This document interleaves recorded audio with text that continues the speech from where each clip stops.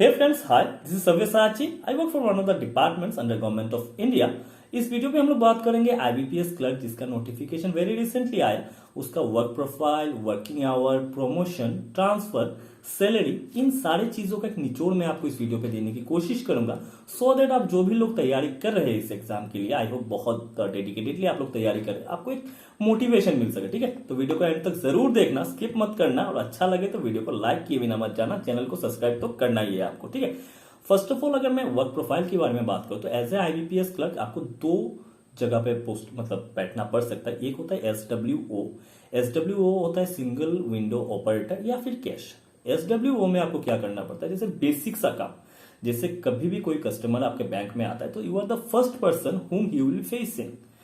Account opening के लिए हो सकता है आपको उसके फॉर्म देना हो, या अकाउंट ओपनिंग का फॉर्म जब वो देता है तो उसका डाटा एंट्री, अप्रूवल नहीं, just data entry as a clerk आपको करना पड़ सकता है। डिमांड ड्राफ्ट बनाने आया हो तो उसका प्रिंट आउट डिमांड ड्राफ्ट का फॉर्म वगैरह चाहिए कस्टमर को, तो वो आपका देने का काम है।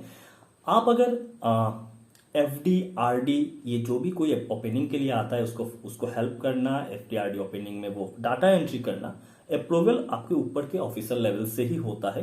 लोन सेक्शन में अगर आप बैठे हुए हैं तो लोन के लिए कोई भी आता है तो क्या क्या डॉक्यूमेंट्स है उसको ये सब अप्राइज करना, लोन का एप्लीकेशन है आपको लेना, वहां पे डाटा एंट्री करना, ये सारी चीजें आपको एज एसडब्ल्यू, मान लो जितना भी बेसिक काम है ना बैंक में जो होता है डाटा एंट्री का या जो भी बेसिक काम है वो आपको एज ए एसडब्ल्यूओ करना पड़ता है। वही बात अगर हम कैशियर की बात करें तो कैशियर में आपका होता है कि कैश एक्सेप्टेंस, फिर डिसबर्समेंट, अगर कोई विड्रॉल के लिए आ रहा है तो डिसबर्समेंट, यहाँ पे आपको एक लिमिट तक कैश का आप अपने लिमिट से ही कर सकते हो, वहां पे आपको ऑफिसर का अप्रूवल नहीं लेना पड़ता है। कोई अगर विड्रॉल के लिए आ रहा है तो एक लिमिट तक आप खुद से ही कर सकते हो।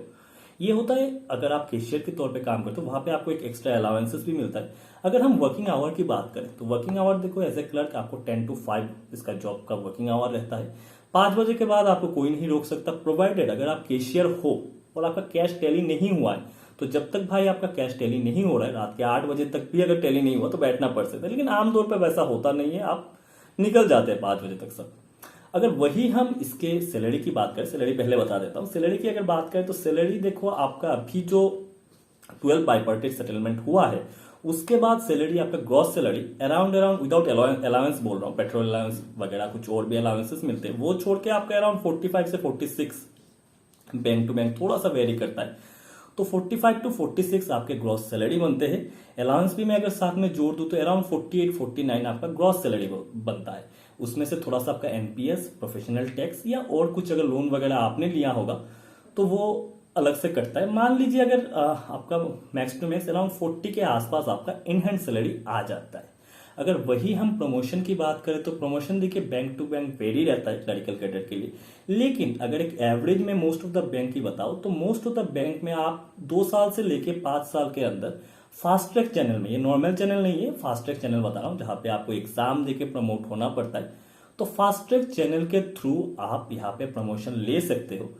प्रमोशन में पहले आपको टीओ बनते हो या मतलब प्रोबेशनरी ऑफिसर्स जो स्केल 1 होते हैं, प्रमोशन लेने के बाद आप एज ए स्केल 1 होते हो, तो स्केल 1 से फिर आपकी जर्नी एज ए नॉर्मल जो पीओ घुसता है उसी के इनलाइन हो जाता है। तो 3 से 5 इयर्स के अंदर मानिए कि आपका प्रमोशन के लिए आप बैठ सकते हो फास्ट ट्रैक चैनल में। नॉर्मल चैनल में 7 साल, मुझे जितना पता है 7 साल लग जाते हैं as a clerical first time वो एलिजिबल होने में। ठीक है, जेआईबी सीआईबी के साथ आपको थोड़ा सा एडेड एडवांटेज मिलता है, प्रमोशन में थोड़ा सा इंक्रीमेंट भी मिलता है, खैर उसकी बात नहीं कर रहा हूं इस वीडियो पे।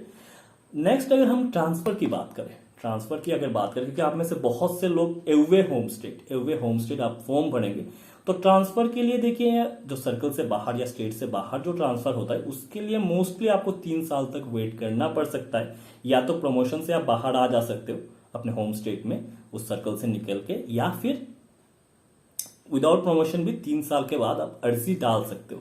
स्टेट टू स्टेट ट्रांसफर होना थोड़ा सा मुश्किल हो जाता है, थोड़ा सा कभी कभी देखा गया है कि थोड़ा टाइम लग जाता है, लेकिन अमूमन 3 साल में आप अप्लाई कर सकते हो। ठीक है, अब बाकी अगर हम लोग बात करें कि इसका जो जॉब प्रोफाइल है, प्रेशर की अगर बात करें तो प्रेशर थोड़ा सा तो ज्यादा, ये तो मैं मानूंगा, ये तो देखिए बैंक में प्रेशर है हम सभी को पता है, लेकिन फिर भी this is one of the best job, वही मैं आपको बताऊंगा कि ये बहुत अच्छा जॉब है।